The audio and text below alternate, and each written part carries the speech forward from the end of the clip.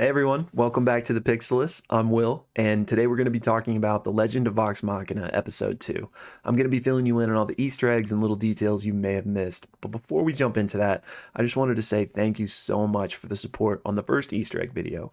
I don't want to wax too poetic on this here, but if you didn't see that video, it was the first time I have ever busted open video editing software and tried to put something together. And that type of content is new to our channel.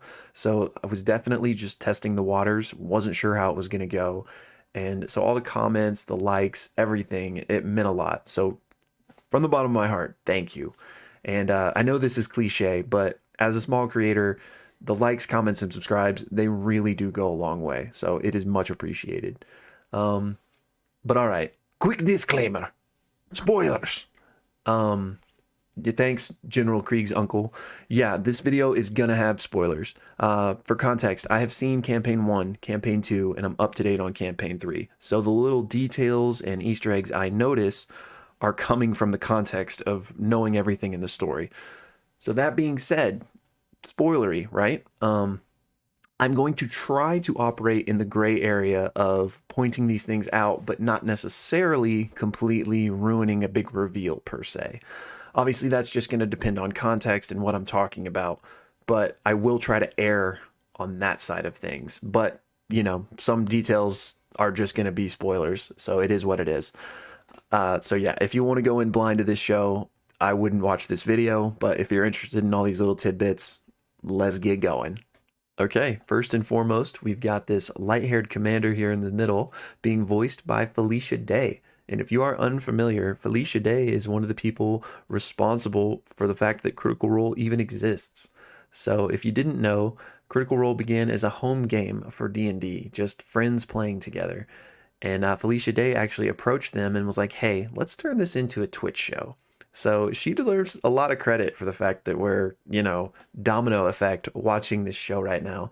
And I just love the fact that, you know, the CR cast is including their extended family in this show.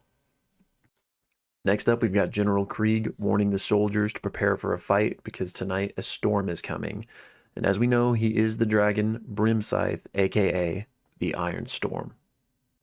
And following this, we have the fight where Brimscythe pretty brutally destroys this entire troop. And a little Easter egg here is that the soldiers are using a catapult, and this foreshadows them getting utterly destroyed because it is the inferior siege weapon. So to end this encounter, Brimscythe actually picks up these two soldiers and pretty brutally murders them by dropping them hundreds of feet. And a fun little Easter egg here is that these two are actually voiced by Matt and Marisha, together to the end. So now we head back to the Keep of Amon, where the Tal'Dorei Council is finding out that it is indeed a dragon that has been tormenting their lands. And because of this, Sovereign Uriel asks Allura for advice, because she has fought a dragon before. And these events actually do not occur within Campaign 1, but they are referenced within Campaign 1. So just a nice little nod to her history. So then we've got Vox Machina bursting in, and Krieg, you know, is surprised they lived, you know, because they're this ragtag group of adventurers that no one really thought would amount to much. But, you know, actually his surprise is because he is Brimscythe and thought he had killed them. And then this Easter egg isn't really for this scene per se, but just Krieg's stark blue eyes are just another nod to the fact that he is this blue dragon. As the party leaves the keep, we get perhaps the most important Easter egg of the entire episode. As you can see, Trinket is getting scritches, and this is a nod to the fact that he is just the best boy that there is. And speaking of Trinket, he is voiced by Matt, and that's something I wanted to point out last episode but forgot. And I just love this because, you know, even though Matt voiced Trinket in the campaign, so it's not like a surprise that he's voicing him here, I just love that since he is the DM and doesn't get to officially be a member of this party in the same way that the cast does, I love that he just gets to spiritually be with them on this entire journey as Trinket. And finally, throughout this scene outside of the keep, you'll notice Trinket is kind of nuzzling up to different members of Vox Machina, except for Scanlan, which is a nod to their kind of abrasive relationship throughout Campaign 1. So it just cracks me up to see the seeds being planted of that here. All right, from here we have Vax and Pike heading to Gilmore's Glorious Goods. I can't lie, this Location and this NPC, referring to Gilmore, are some of the things I have been most excited to see ever since the announcement that they were turning Campaign 1 into an animated show. Gilmore is a fan favorite, and that's putting it lightly, NPC of Campaign 1, and his shop of wares is always a great time whenever the party goes to visit him. So yeah, I'm speaking too long on this, but I just could not wait for this, and the amount of Easter eggs in here did not disappoint. Okay, so to jump right in here, in the top right, we've got a red weasel, a taxidermied red weasel, it appears. And if you saw my episode 1 Easter egg video, I pointed out a red weasel in that as well. So I think this must be a reference to Sprinkle, which is one of Jester's companions in Campaign 2. So love to see him pop up. It would be great to see Sprinkle pop up all throughout this season. Then in the bottom left, we have what appears to be a Triceratops skull. And I may be reaching a bit with this one, but with the attention to detail the cast has, I have to believe that this is a reference to Scanbo. And I won't go too much further in depth than that, because that may be something we actually see this season or next. So I don't want to spoil that, but let's just say that some shenanigans happen and it's awesome. All right, next up we have a pair of very interesting Easter eggs. And to start, we have this skull in a glass jar that, with its hairstyle and the teeth missing, kind of evoking a brawler type of feel, this screams Beauregard to me. And Beau is a character from Campaign 2. And so a little note here, that isn't like, oh, Beau's a character from Campaign 2 and their skull is in this thing, like Beau's dead. That is not the case. So these Easter eggs are not necessarily canonical, because Beau, like I said, is from Campaign 2, and Campaign 2 takes place after, many years after Campaign 1. So there's no way that this could literally be Beau, but I feel like that has to be what they were going for. And then moving on to this sandal here on the left. This is actually great. This is a reference to the Sandal of Gygax, which Gary Gygax, one of the, godfathers of D&D. There's this storied history of the Sandal of Gygax, and you know what? I'll let someone else explain it much better than I can. You are carrying a far more powerful magic relic. Can you tell us what that is? This is the Sandal of Gygax. And the legend goes that Gary Gygax, creator of Dungeons and Dragons, when he quit his job as an insurance adjuster to basically create Dungeons and Dragons, he realized you can't feed your family on Dungeons and Dragons yet. So he became a cobbler. And he made sandals such as this one. Okay. And then the day that he realized, now I could finally make enough money with Dungeons and Dragons that I don't have to be a cobbler anymore, he stopped halfway through making this pair of sandals. And there is only one, the last one, the Sandal of Gygax. So yeah, that's the legend of the Sandal of Gygax. The more you know. Anyway, moving on. The next thing we have, and this one's a little harder to see. I don't think there's a full shot of it in the episode, but this broom, which I'm going to try to zoom in so you know what I'm talking about, I think is a reference to the fact that during Campaign 1, Vex acquires a magical flying broom. So, not that this is that specific broom, but, I think it's just obviously a nod.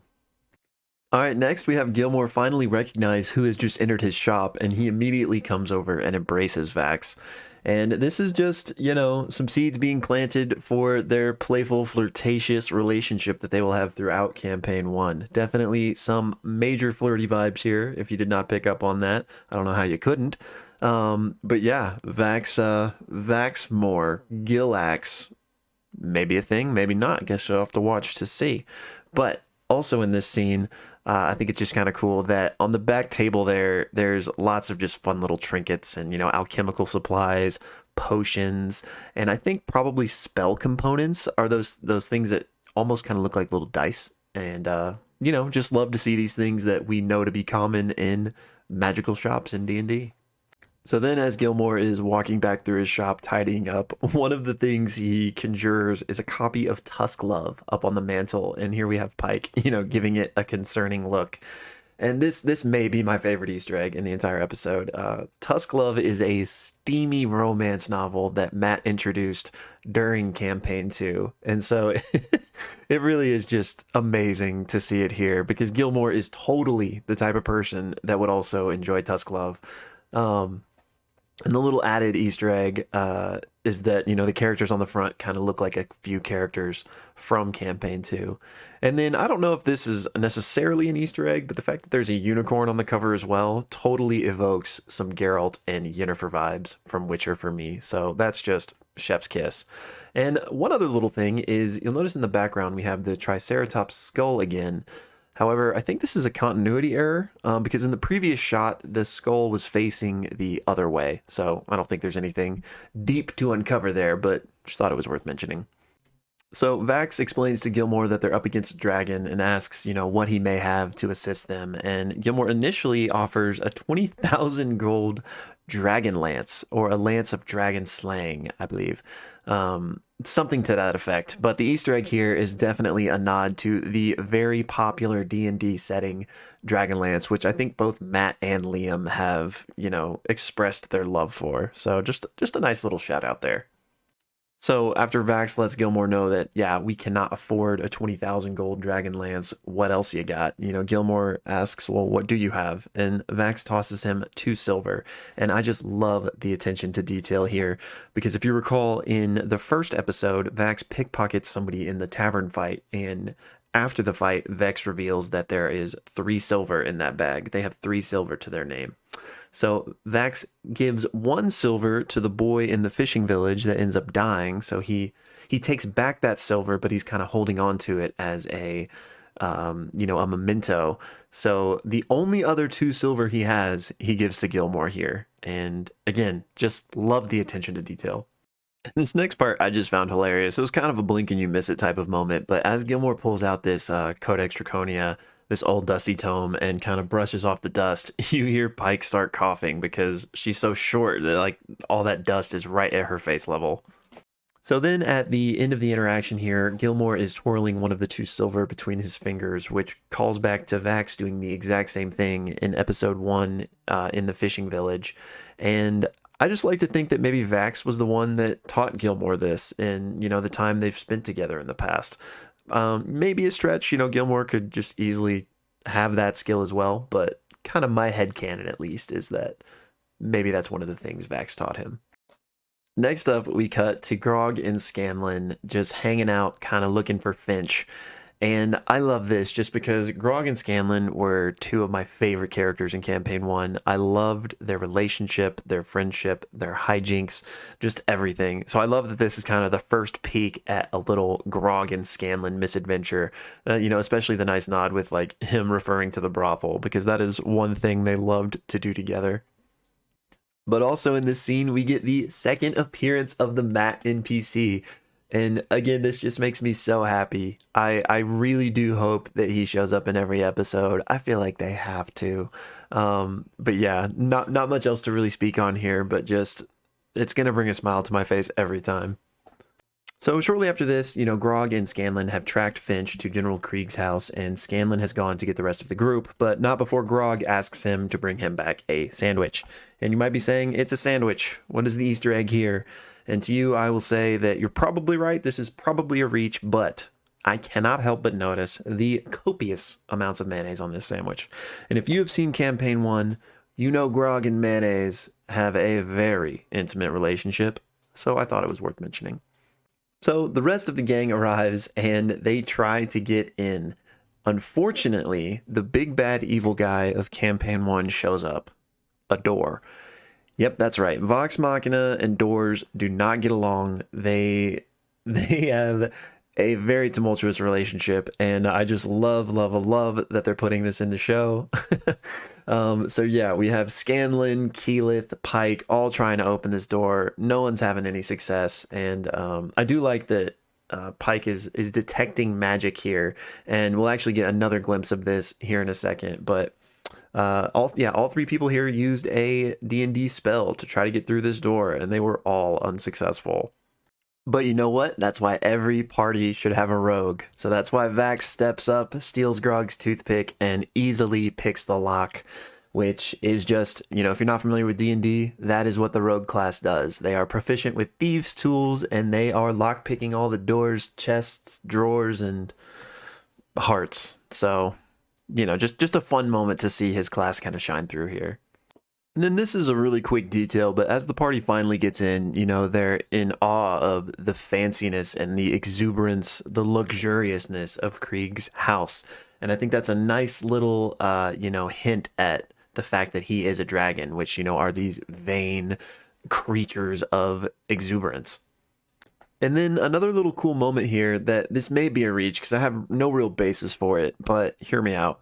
Vex is giving the plan saying like, we'll go to the second floor. You guys search here. You guys search here. And Vax is just like, or we could just go down into the cellar. So to me, this is kind of painting the picture of a D&D scenario where, everyone is looking around, investigating, or doing a perception check. And in this case, Vax rolled a natural 20. So he was like, okay, yeah, natural 20, you find the hidden cellar. So again, a lot of speculation on my part there, but to me, it paints the perfect picture of that type of scenario. So next up, the party has traveled down to the cellar and they witness Finch get murdered by Krieg. And Vax is impressed by this. He's taken aback and he wants to know, how did you remain so stealth in such big armor? And I think this is twofold. One, Vax is the rogue and that is the stealth class in D&D. And, he can appreciate a great quiet assassination when he sees one. But also in D&D, plate armor and heavier armors put you at disadvantage when you are rolling stealth checks. So the heavier the armor you wear, the harder it is for you to stay quiet. So I just love that they call this out. And while we're on the Vax train, just one more thing here, after they witness this murder, Vax immediately just jumps in. He says like, I got this, or something to that effect, and just immediately rushes in and attacks. This is definitely a nod to the fact that all throughout campaign 1, Vax was an act first, think later type of guy. He always just would dive in without a plan. And, I may be reaching here, but I feel like this is an homage to that. So the party chases Krieg to his office and he is nowhere to be found. So they begin investigating, and here Pike casts Detect Magic, but we get a little bit more of an animated flavor with it this time. And I just love this because as somebody who's played D&D, this is exactly how I've imagined it whenever, a character has cast this spell in one of my games. Because if you're not familiar, the way Detect Magic works is that within a radius, everything that is magical or gives off a magical essence will glow so that you can identify it. So it's just really cool to see this like in person. I guess in person doesn't make sense, but you know what I mean. And similar to Gilmore's, there's a lot of stuff in this room. I only specifically noticed a few things, and we will go over that now, but there could be a whole horde of Easter eggs that I've completely missed here. Okay, so first and foremost, I know I've said this a few times throughout this episode, but I think this actually is my favorite Easter egg. When I saw this, I'm not afraid to admit that I let out a little giddy, like schoolboy squeal. A lot of people may think that this is referring to Tiamat, but it is not. It is actually a hint of some grander things happening, some things to come. Again, trying to trace on the right line of spoilers here. It is definitely a clue to the Chroma Conclave. Now, if you're not familiar with what that is, I would suggest not looking it up because it'll be worth it. Trust me. I mean, you can kind of glean probably what you need to just from the image itself, but I was so excited to see this. They are definitely placing things as setup for, season 2 or even beyond, depending on how they scale it out. But so excited that they are dropping these types of hints here.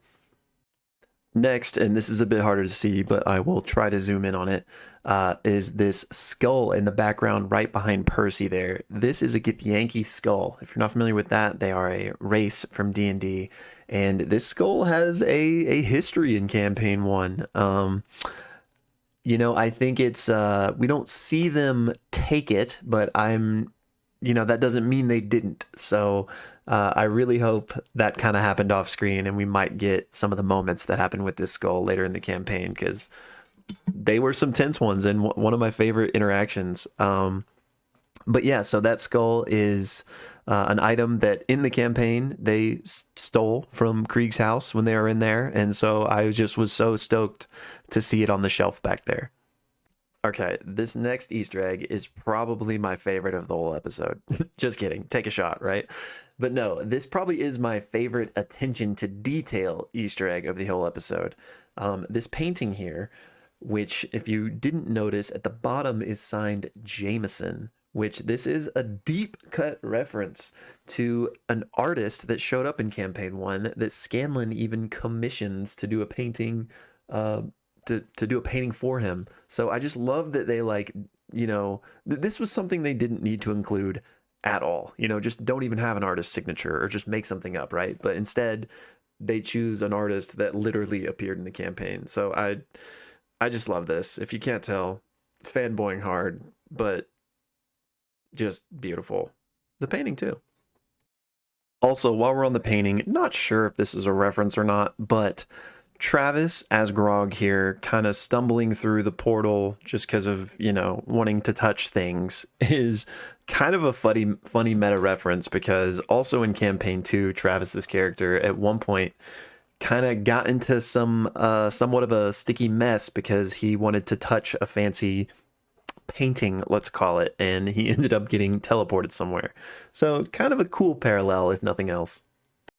Before they go through the portal, however, Vex is kind of begging the team. It's like, hey, let's work together. Let's be organized. And Scanlan kind of replies, you know what? Why?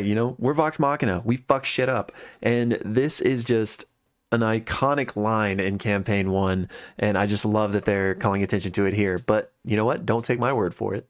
I will shout out, Vox Machina. 2 shots. Fuck shit. Two shots. Ready.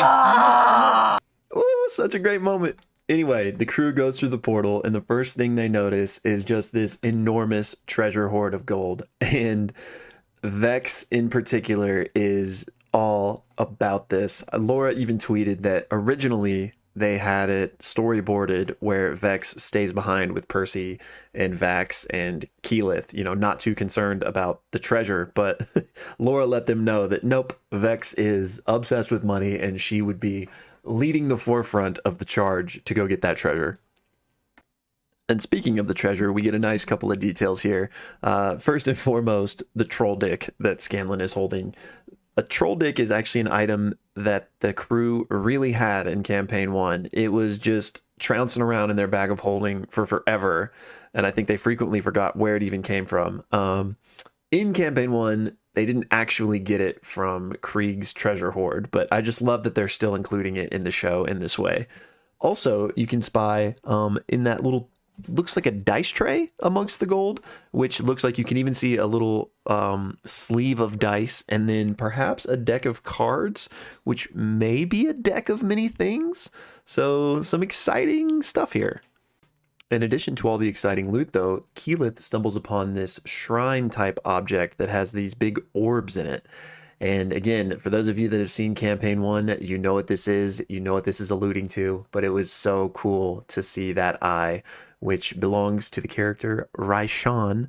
Again, don't Google these things if you don't want it to be known, but I was so excited to see that. And again, just these setups for future seasons have me very excited.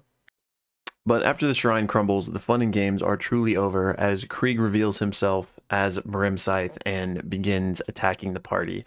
And one thing I love about this fight, and there are many things to love, but again, the attention to detail. They are fighting Brimscythe in his lair. And in D&D, when you are fighting a big, powerful enemy like this, they have what's called lair actions if you happen to be fighting them in their lair. So they are much stronger in their domain. And we have a couple cool implications of this, one of which being the fact that Brimscythe's electrical attacks are conducted by the hordes of gold all around him. So the entire arena, if you will, is very dangerous. And not only this, but after he attacks Scanlan and Pike, the heat from his lightning breath has started to melt the gold into this molten gold. So I love this, if you can't tell, and I could go on about it, but I will spare everyone. Next, we've just got a nice little bit of foreshadowing here. Grog tries to attack Brimscythe in the exact same way that he will to ultimately kill him, but he cannot hit him because Brimscythe can just fly away. I also think this is just a nice nod to the fact that in D&D, there's a concept called AC, which means armor class, and when you try to attack someone, you have to roll higher than their armor class. So I just like that they're including misses in the show, which, you know, misses are a big part of D&D. So the party has been struggling, but they ultimately get an idea, come together, and Scanlan casts the D&D spell Major Image, which basically just allows you to create a pretty convincing illusion, including sound as part of the illusion. And they use that to fool Brimscythe and get the upper hand on him. So now that Brimscythe is distracted, they are finally able to try to get him to the ground. And a nice little attention to detail here is Percy, the class Gunslinger, which Matt custom made for D&D since they originally started playing on Pathfinder, and Pathfinder has a Gunslinger type class, but D&D does not. One of the little abilities Matt crafted for Percy's character is a shot called Winging Shot, which basically just means one of his gunshots attempts to knock an enemy prone. So I imagine that's what Percy's using here, and the flavor of it is just that it, you know, hits the stalactite, or is it stalagmite, on the roof of the cave that comes down and, you know, hits his wing, therefore kind of knocking him prone. But obviously Keyleth assists in this by using her grasping vines to grasp the other wing of Brimscythe. And during all this, Vax is making his way to Brimscythe to hopefully, you know, get that attack on his neck that he learned about from Gilmore's book. But there's rubble falling all around him. And if you notice, this big rock that's about to hit him looks suspiciously like a D20. So I just thought that was a fun little Easter egg.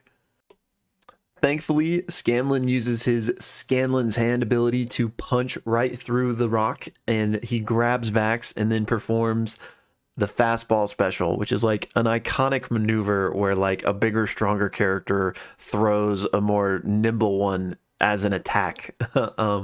There's been countless references of this, but I'll show you one of my favorites. Hey, Tim-Man, come here. How's your throwing arm? Logan, we work as a team. Yeah, good luck with that. Throw me. Now. Damn it, Logan, don't do this! So after successfully pinning Brimscythe to the ground and Vax slicing open its neck, it's time for the most hype moment of the whole episode. I got goosebumps when I saw this. I get goosebumps every time I rewatch it. We get Grog's "I would like to rage" moment.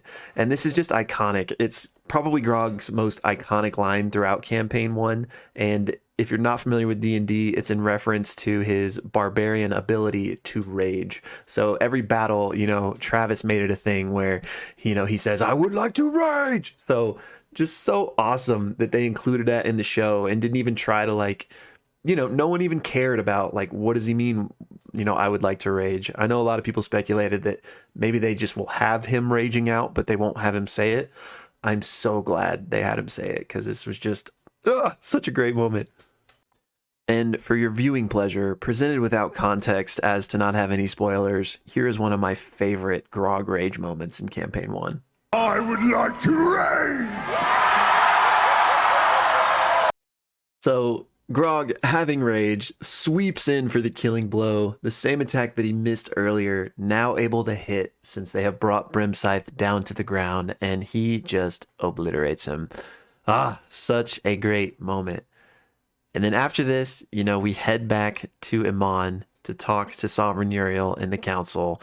And just this great little Easter egg here is Sovereign Uriel deems them like honorary members of the Tal'Dorei Council, which is just hilarious. If you watched my first Easter egg video, you know that I mentioned that the cast was obsessed with finding out who was on the Tal'Dorei Council in season 2, campaign 2 of the show. So it's just great that they have this in-joke here of making them honorary members, and the whole council like laughs. And so, again, chef's kiss. In addition to becoming honorary members of the council, they are also given their promised loot, which inside is not gold or treasure, but instead a deed to a keep. In the campaign, this was referred to as Grayskull Keep, as an homage to He-Man, but clearly for copyright reasons, they are not going to be calling it that. I can't wait to hear what they actually are going to call it, unless they just don't ever give it an official name. But just a cool moment, nonetheless, to see animated, especially since we didn't get to see this happen during the Twitch stream.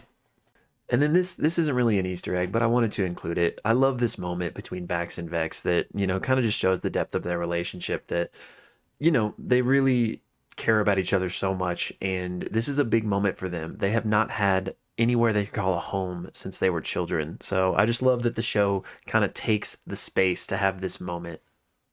And finally, we have this epilogue of sorts where we meet Desmond, who is the Briarwood's carriage driver. And not much to speak about here, but I just had to shout out the fact that they have Max Middleman playing this character, Saitama, the One Punch Man himself. So just, this cast is so good. And of course, we are introduced to the Briarwoods themselves. Right here is a great Easter egg that shows that not only will Silas Briarwood steal your girl, but he will steal your heart. And he stay slinging that wood. And that was episode 2 of The Legend of Vox Machina. All the Easter eggs and little details that I happen to spy. You see any other ones? Please let me know in the comments. Let me know any and all of your thoughts in the comments. Again, I cannot tell you how much I appreciate it. It really does mean the world to me. Thank you. Hitting the mic. One take. We're not going to redo this. Episode 3, I'm going to attempt to do before Friday, before episodes 4, 5, and 6 come out. That should be doable, but so look for that in the next couple days. Also, I'm uploading this Tuesday.